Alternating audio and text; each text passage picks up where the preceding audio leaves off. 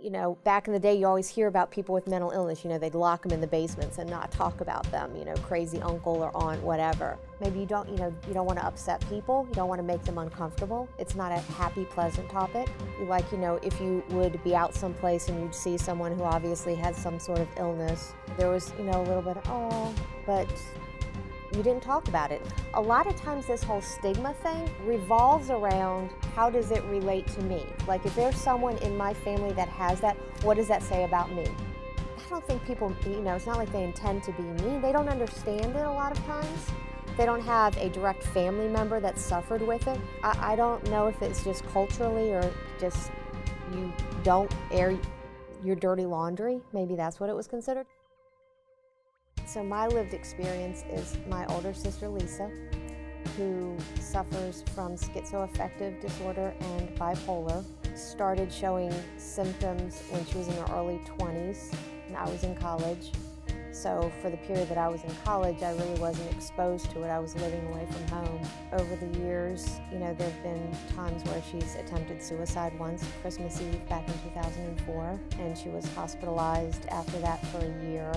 And she, as with many people who suffer with mental illness, self-medicated by drinking. So she's an alcoholic, and she would do good for a period of 5 or 6 years, and then she just went recently through a period of being in and out of a hospital 5 times within like 3 months. I felt a lot of shame about my sister, knowing she was a little bit different, and no one really talked about what that meant. People would ask me, oh, do you have any siblings? And I tried to keep the answers really short and sweet. Oh yeah, I have a sister.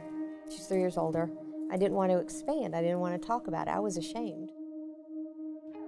You talk to one person who has a sister or a brother or a mother or father that has a mental illness or behavioral health challenge, and it's almost like a waterfall effect.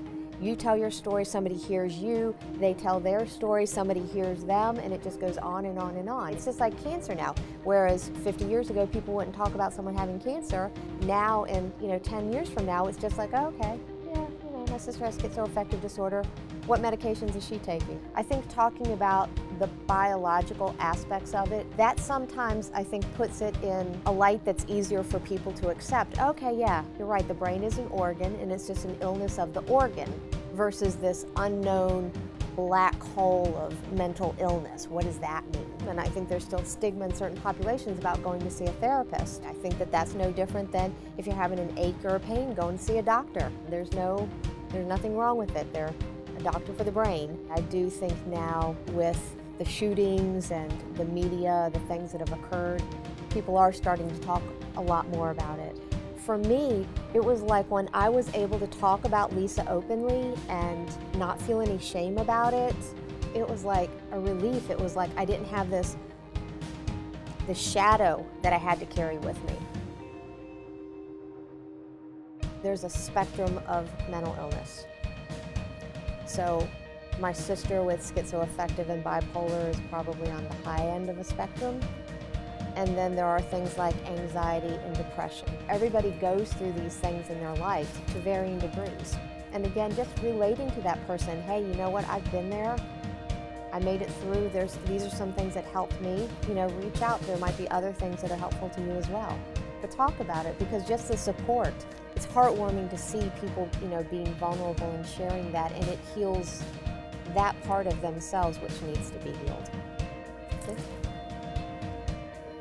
It always reminds me of my sister. It reminds me of how I had felt before, how I had felt so isolated and didn't have the support to be able to give support to Lisa. And it just reminds me that, we're all part of the human race, and be conscious of everyone's journey.